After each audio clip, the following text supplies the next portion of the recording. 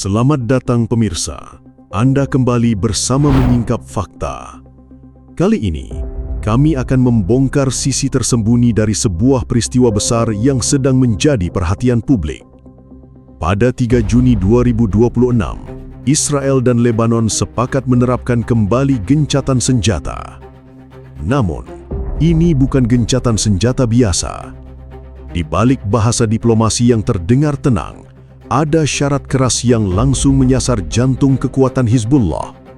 Hentikan serangan dan keluar dari wilayah selatan Sungai Litani. Di peta, Sungai Litani mungkin tampak seperti garis biasa.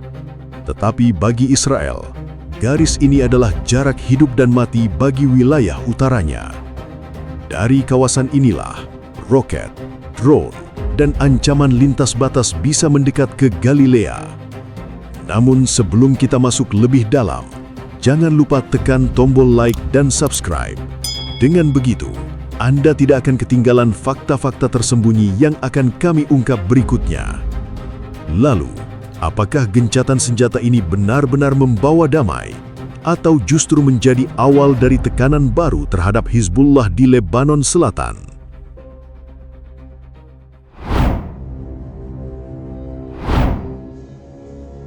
Pada 3 Juni 2026, kabar besar datang dari Washington.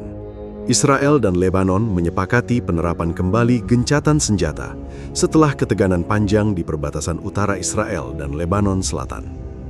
Kalimatnya terdengar tenang, seperti diplomasi biasa yang lahir dari ruang tertutup, meja panjang, dan pernyataan resmi.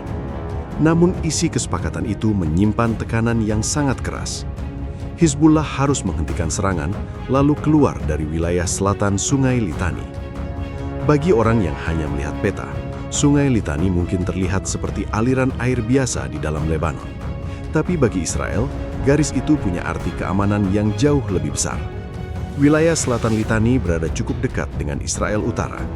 Dari kawasan inilah, ancaman roket, drone, dan serangan lintas batas bisa mendekat ke Galilea, Kiryat Shmona, serta desa-desa perbatasan lain yang selama berbulan-bulan hidup dalam bayangan sirina. Karena itu, gencatan senjata pada 3 Juni 2026 bukan hanya soal menghentikan tembakan. Israel ingin mengubah jarak ancaman. Mereka tidak mau Hizbullah tetap berdiri terlalu dekat, lalu sewaktu-waktu menyalakan kembali front utara.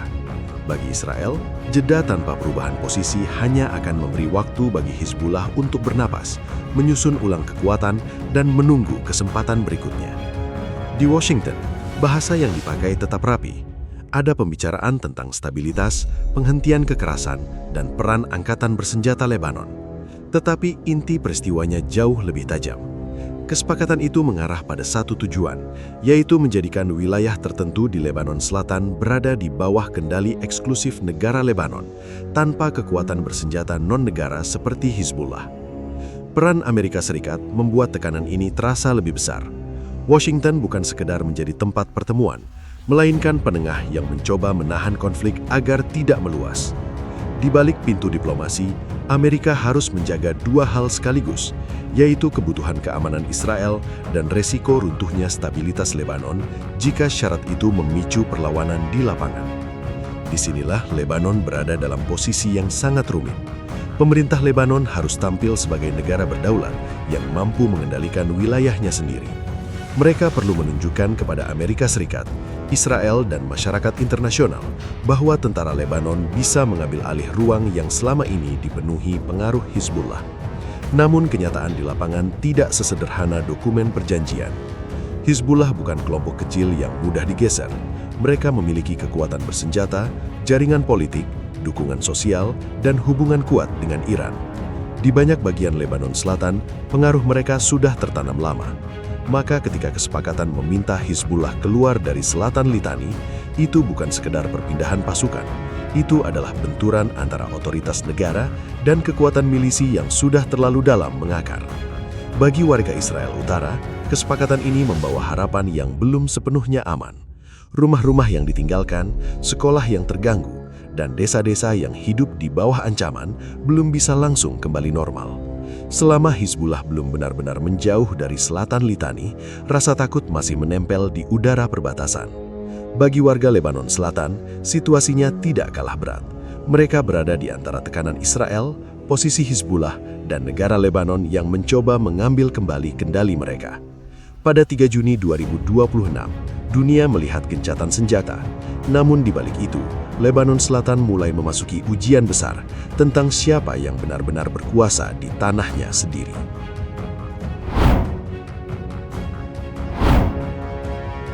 Sebelum kesepakatan pada 3 Juni 2026 diumumkan dari Washington, Israel sudah lebih dulu mengirim pesan keras dari Medan.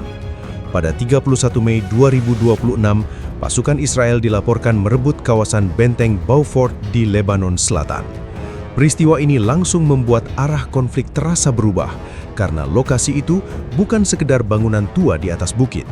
Beaufort adalah titik tinggi yang menghadap Lebanon Selatan dan Israel Utara, sebuah posisi yang membuat siapapun di sana bisa membaca pergerakan di kawasan sekitar dengan lebih leluasa. Benteng itu memiliki bobot sejarah yang panjang. Pada masa perang sebelumnya, Beaufort pernah menjadi simbol perebutan pengaruh di Lebanon Selatan. Tempat ini menyimpan ingatan tentang pendudukan, perlawanan, dan pertempuran yang meninggalkan luka politik bagi banyak pihak. Karena itu, ketika Israel kembali menguasai kawasan tersebut pada 31 Mei 2026, dampaknya tidak hanya bersifat militer, ada pesan psikologis yang ikut bergerak bersama pasukan di atas bukit itu. Bagi Israel, Beaufort menjadi posisi pengamatan yang sangat penting. Dari ketinggian, wilayah sekitar bisa dipantau lebih luas, jalur pergerakan, desa-desa di selatan, dan area yang diduga memiliki infrastruktur Hizbullah menjadi lebih mudah diawasi. Inilah alasan Israel menyebut langkah tersebut sebagai bagian dari zona keamanan. Mereka ingin memastikan ancaman dari Lebanon Selatan tidak lagi bergerak bebas mendekati perbatasan utara. Namun bagi Hizbullah, jatuhnya kawasan ini adalah pukulan yang tidak ringan. Selama bertahun-tahun, Lebanon Selatan menjadi ruang depan dalam tekanan terhadap Israel. Di wilayah inilah, Hizbullah membangun citra sebagai kekuatan bersenjata yang mampu menahan Israel dari utara. Ketika salah satu titik simbolik dan strategis seperti Beaufort direbut, posisi itu tidak hanya terganggu secara taktis, tapi juga terluka secara simbolik. Dari sinilah, langkah Israel terlihat lebih tajam. Mereka tidak datang ke meja perundingan hanya membawa laporan serangan atau keluhan keamanan. Israel datang setelah menciptakan fakta baru di lapangan. Dengan menguasai Beaufort pada 31 Mei 2026, Israel seperti menunjukkan bahwa mereka mampu mendorong tekanan lebih dalam sebelum diplomasi menuliskan syaratnya. Efeknya terasa jelas pada kesepakatan 3 Juni 2026. Tuntutan agar Hizbullah keluar dari selatan Sungai Litani tidak muncul dalam ruang kosong. Tuntutan itu datang setelah Israel memperlihatkan kemampuan mengambil posisi penting di Lebanon Selatan. Jadi, diplomasi dan operasi militer berjalan seperti dua sisi dari strategi yang sama. Satu sisi menekan lewat medan, sisi lain mengunci tekanan itu lewat perjanjian. Bagi pemerintah Lebanon, situasi ini menjadi semakin sensitif. Setiap gerakan Israel di selatan bisa mempermalukan negara jika Beirut terlihat tidak mampu mengendalikan wilayahnya sendiri. Tetapi pada saat yang sama, keberadaan Hizbullah membuat negara sulit bergerak bebas. Tentara Lebanon diminta mengambil kendali eksklusif, sementara di lapangan ada kekuatan lain yang selama ini punya pengaruh lebih dalam. Pada titik ini, Beaufort berubah menjadi tanda bahwa konflik mulai memasuki fase baru. Israel tidak hanya berusaha menghentikan serangan dari utara, tetapi juga membentuk ulang ruang aman di seberang perbatasannya. Ketika bendera Israel muncul di kawasan yang pernah menjadi simbol lama konflik Lebanon, pesan yang terbaca sangat jelas. Gencatan senjata mungkin dibicarakan di Washington, tetapi tekanan sebenarnya sudah lebih dulu dibangun di bukit-bukit Lebanon Selatan.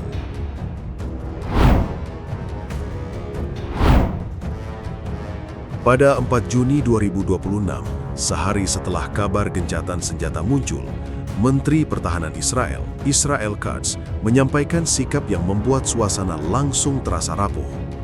Ia menegaskan bahwa operasi militer Israel di Lebanon Selatan masih akan berlanjut untuk sementara. Pasukan Israel tetap berada di zona keamanan, termasuk kawasan Beaufort, sambil membongkar infrastruktur yang mereka sebut sebagai jaringan teror Hizbullah.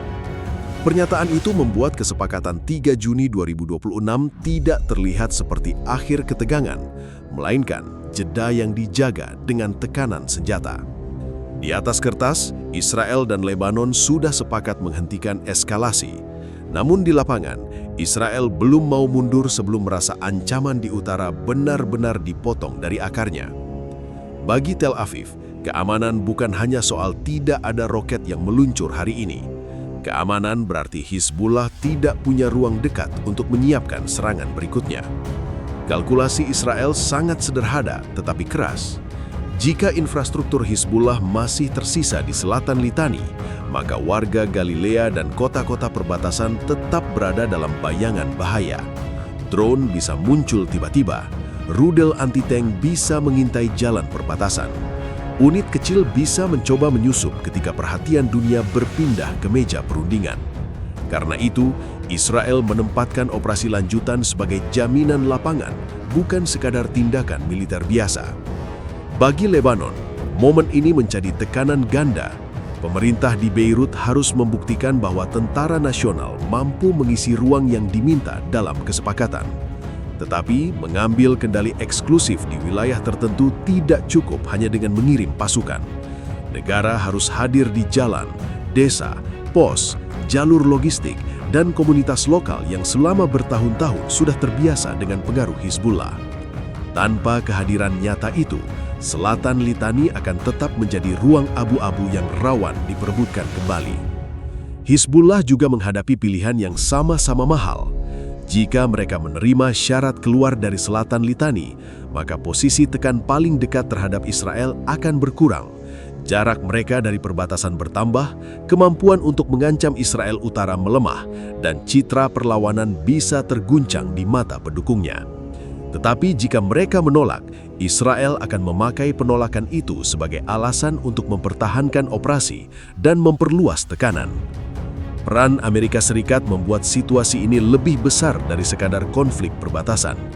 Washington berusaha menahan agar Israel tidak membawa serangan lebih jauh ke Beirut setelah ancaman drone dan rudal Hizbullah memanas. Di belakang layar, Amerika harus membaca risiko Iran, stabilitas Lebanon, dan keselamatan Israel Utara dalam satu perhitungan yang sama. Satu kesalahan kecil bisa membuat front Lebanon menjadi krisis regional yang lebih sulit dikendalikan. Pembicaraan lanjutan dijadwalkan pada pekan 22 Juni 2026. Tanggal itu menjadi penentu apakah kesepakatan 3 Juni hanya berhenti sebagai jeda sementara atau berubah menjadi susunan keamanan baru di Lebanon Selatan. Jika tentara Lebanon benar-benar mengambil alih, pengaruh Hizbullah di selatan bisa menyempit. Jika proses itu macet, Israel kemungkinan mempertahankan zona keamanan lebih lama, sementara warga di dua sisi perbatasan tetap menunggu kepastian. Sungai Litani kini berubah menjadi garis ujian. Di satu sisi ada negara Lebanon yang ingin terlihat berdaulat, di sisi lain ada Hizbullah yang tidak mudah melepas ruang pengaruh. Sementara Israel terus mendorong agar ancaman menjauh dari pagar utaranya. Dari garis inilah, arah Lebanon Selatan akan bergerak menuju fase berikutnya, dengan risiko politik, militer, dan kemanusiaan yang masih terus membayang setiap hari. Gencatan senjata 3 Juni 2026 mungkin terdengar seperti kabar yang menenangkan. Tetapi di balik kesepakatan itu, ada pertarungan besar yang belum selesai. Israel ingin ancaman Hizbullah dijauhkan dari wilayah utaranya. Lebanon ingin membuktikan bahwa negaranya masih mampu mengendalikan tanahnya sendiri. Sementara Hizbullah berada di posisi sulit antara mundur dari Selatan Litani atau menghadapi tekanan Israel yang bisa terus berlanjut. Dari Washington sampai bukit-bukit Lebanon Selatan, satu hal menjadi jelas. Perang tidak selalu berhenti ketika perjanjian diumumkan. Kadang, justru setelah kesepakatan ditandatangani, ujian sebenarnya baru dimulai.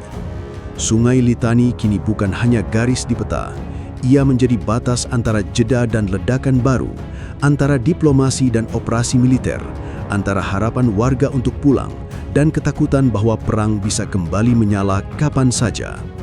Demikian rangkaian fakta yang berhasil kami singkap hari ini. Jangan lupa subscribe ke channel Menyingkap Fakta dan aktifkan lonceng notifikasi agar Anda tidak ketinggalan pengungkapan fakta-fakta penting lainnya. Menyingkap Fakta, mengungkap kebenaran di balik setiap peristiwa. Sampai jumpa pada fakta berikutnya.